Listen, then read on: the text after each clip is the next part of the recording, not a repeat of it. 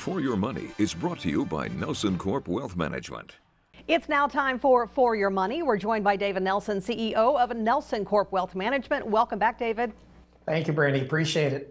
Okay, with 2022 now in the rearview mirror, what about the financial markets last year really stood out to you?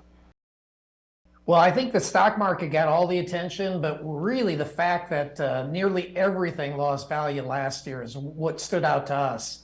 You had real estate get thumped, you had stock market get thumped, and then you had bonds get thumped. And this is all areas, governments, corporates, high yield bonds, they all got thumped last year. If you put it all together, real estate, stocks, bonds, everything is about $30 trillion globally.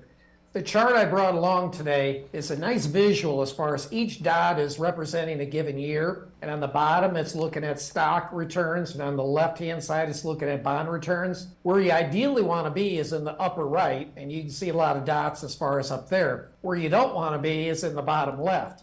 And that's where we found ourselves as far as this past year. The red dot is representing what took place. The first year ever that you had stocks and bonds get thumped by over 10% each as far as in a given year. So it's really an unprecedented year, and that clearly got everybody's attention this past year. Does this have implications looking forward to 2023? Well, we've had two situations that have ever happened. There was three down in that bottom left, and one was this past year, and there were two other ones.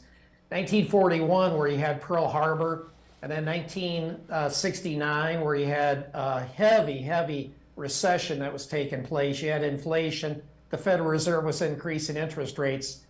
The two times that took place, the 3 consecutive years actually were quite good. So we're keeping our fingers crossed. We're hoping for the best, that better days are ahead. But again, we'll keep you up to date each and every week as far as here. All right, David. Well, thanks again for joining us today.